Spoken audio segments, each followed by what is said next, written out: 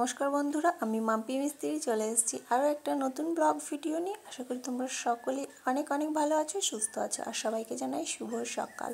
তো দেখো, আমি সকালে স্নান করে পুজো দিয়ে নিয়েছি, তারপর কিন্তু সকালে রুটি তরকারি বানিয়ে নিয়েছিলাম সকালে টিফিনের জন্য, তো সেটা শেয়ার করা হয়নি। তারপর দেখো, এখানে আমি কিন্তু দুধ দিয়ে ছানা কাটিয়ে নিয়েছি। এখানে কিন্তু 2.5 কিলো দুধের ছানা আছে, দেখো অনেকটা ছানা হয়েছে। আর আমি এই ছানাটাকে এবার কি করব, একটা বড় ছাকনায় করে ছেঁকে নেব।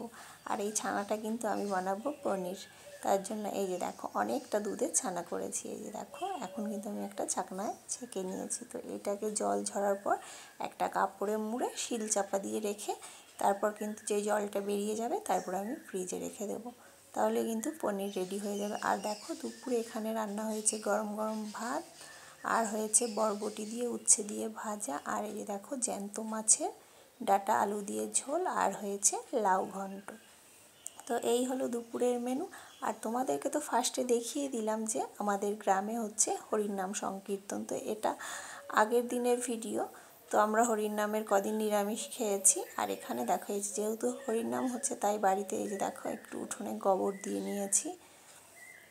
এই যে দেখো এই সাইডটা দিয়েছি, আর একটু ওই পাশেও দিয়েছি। আর এখানে কিন্তু অনেক কাচাকুচিও আমি করে নিয়েছি। আর এই যে দেখো কত সুন্দর রোদ উঠেছে। এই যে দেখো, আমি কিন্তু এই যে পনিরটা, মানে পনির না, ছানাটাকে শিল চাপা দিয়ে রেখেছি জল ঝরার জন্য।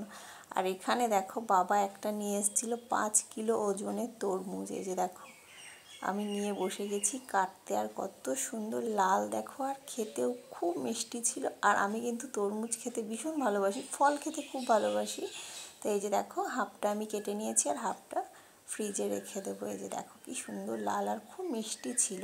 তারপর কিন্তু তোমার দুপুরে খাওয়া দাওয়া করার পর এই যে আমরা সবাই মিলে এখন যাব গঙ্গায় জল ভরতে। এই যে দেখো, গ্রামের সব লোক আছে এখানে, মানে এখানে অল্প আছে, কিন্তু এরপরে সবাই আসবে যখন যাওয়া হবে। তো পুরো লোকে লোকারণ্য, মানে গ্রামে একটাও লোক নেই। তো দেখো কত লোক। আর এখানে দেখো, এই যে এই ভিউটা দেখো কত সুন্দর দেখতে। এই যে এটা হচ্ছে মানে আগে, এটাই আগে গঙ্গা ছিল। তো এখন এই গঙ্গাটা এখান থেকে আরও সামনে চলে গেছে। এখানে যখন এই বন্যা হয় বর্ষাকালে, তো তখন যে জলটা আসে সেই জলটাই এই যে সারা বছর এখানে থাকে। আর এই যে দেখো, আমরা কিন্তু এখন হেঁটে হেঁটে যাচ্ছি। আগে কিন্তু এই রাস্তাটা ছিল মাটির রাস্তা, এখন এটাকে ভালো রাস্তা করে দিয়েছে। এই দেখো, আমরা কিন্তু গঙ্গায় চলে এসেছি। কত লোক দেখো।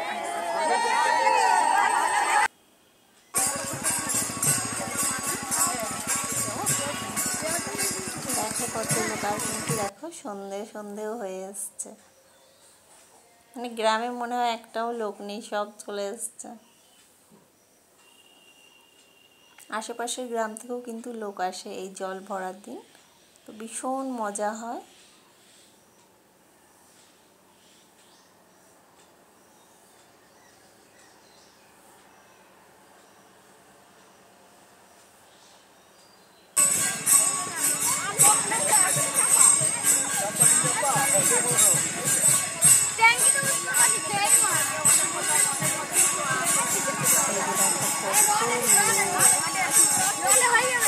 ভীষণ আনন্দ হচ্ছিল। আর এই যে দেখো পেছনেও কত লোক, অনেকজন বাইকে আছে, টোটোতে আছে, মানে যারা বয়স্ক হাঁটতে পারে না তারা কিন্তু গেছে টোটোয় করে।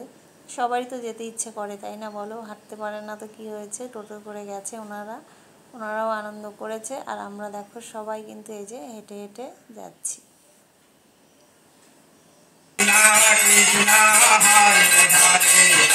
হরে রাম রাম রাম হরে হরে হরে কৃষ্ণ হরে রাম রাম হরে হরে হরে কৃষ্ণ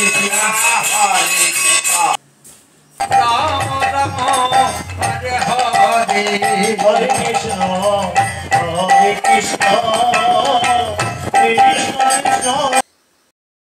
দেখো বন্ধুরা, এটা কিন্তু তৃতীয় দিন। প্রথম দিন তো জল ভরলাম, তারপরের দিন মাঝে একটু তোমাদের কীর্তন দেখালাম, তারপরে দেখো এটা তৃতীয় দিন। এই যে হচ্ছে খিচুড়ি মহোৎসব। এই যে দেখো গ্রামের কত লোক সবাই প্রসাদ খাচ্ছে, কিন্তু এখানে আশেপাশের গ্রামের সবাই এসেই কিন্তু প্রসাদ খায়, তো সবাইকেই বলা হয়, তো সবাই আসে, ভীষণ মজা হয়।